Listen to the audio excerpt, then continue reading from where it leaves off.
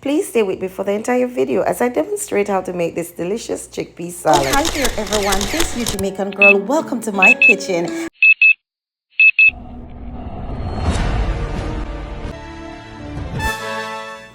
Alright family and friends, I have prepared all the ingredients for this salad. I'm using 3 boiled eggs, a head of cauliflower that I have blanched in some thyme and a pinch of salt, 2 cans of chickpea, 3 medium cucumber, quarter red, yellow and green bell pepper, half of a medium purple onion guys, and then it's time to put it all together. I have washed and drained my chickpea guys. I'm using 2 cans. I place it in a medium foil pan. To that I've added the blanched cauliflower guys, the assortment of bell peppers and the boiled chopped eggs. Let me pause to welcome my new subscribers. Thank you so much for making my channel one of your favorite viewing choice. So guys, it's time to add the other ingredients to the salad.